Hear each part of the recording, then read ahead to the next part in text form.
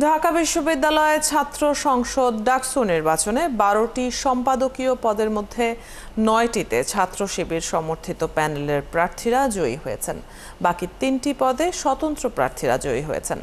ডাকসুর নতুন ভিপি ইসলামী ছাত্র শিবিরের সাদিক কায়েম এবং GS S M Farhad. AGS সহ ডাকসুতে পদ আছে 28টি। এবারের নির্বাচনে 70% ভোটার ভোট দিয়েছেন। বিস্তারিত সুমন মাহমুদের প্রতিবেদনে। গতকাল মঙ্গলবার সকাল 8টায় ভোট গ্রহণ শুরু হয়ে শেষ হয় বিকেল 4টায়। সারা রাত ভোট গণনা শেষে বুধবার সকাল 8:30 থেকে ঢাকা বিশ্ববিদ্যালয়ের সিনেট ভবনে ডাকসু নির্বাচনের ফল ঘোষণা শুরু হয়। ভোট গণনা শেষে ভিপি হিসেবে ইসলামী ছাত্র শিবির নেতা সাদিক কায়েমের নাম ঘোষণা করা হয়। সাদিক কায়েম পেয়েছেন মোট 14,042 ভোট, আর নিকটতম প্রতিদ্বন্দ্বী প্রার্থী ছাত্রদলের আবিদুল ইসলাম খান পেয়েছেন 5,708 ভোট। এছাড়া স্বতন্ত্র প্রার্থী উমামা ফাতেমা 3,389 ভোট। মোহাম্মদ আবু সাদিক কায়েম সহসভাপতি, প্রাপ্ত ভোট 14,042।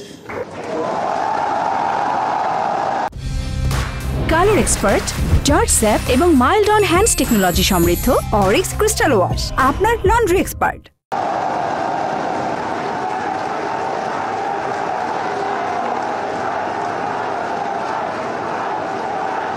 জিএস পদে নির্বাচিত হন শিবিরের এস এম ফরহাদ। তিনি পান 10,794 ভোট। তার নিকটতম প্রতিদ্বন্দ্বী ছাত্রদলের শেখ তানভীর হামিম পান 5,283 ভোট। এছাড়া বাংলাদেশ গণতান্ত্রিক ছাত্র সংসদের আবু বাকের মজুমদার 2,131 ভোট পেয়েছেন।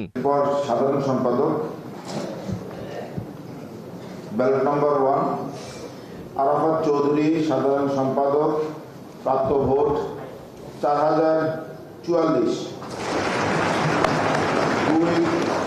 আলসাদি ভুঁইয়া, প্রাপ্ত ভোট 271। 3 এনামুল হাসান অনয় 75। 4 এস এম ফরহাদ, প্রাপ্ত ভোট 10,700।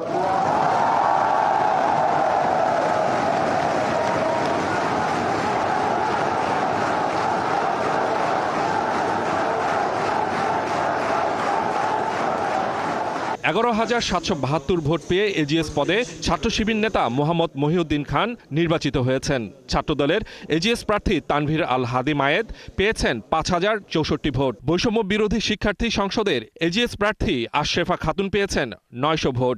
ব্যালট নম্বর 14 মোহাম্মদ মহিউদ্দিন খান, সহ সাধারণ সম্পাদক, প্রাপ্ত ভোটের সংখ্যা 11,000।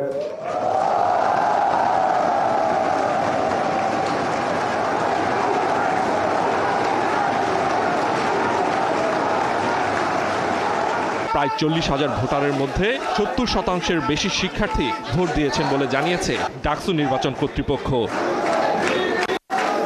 সুমন মাহমুদ, 71, ঢাকা।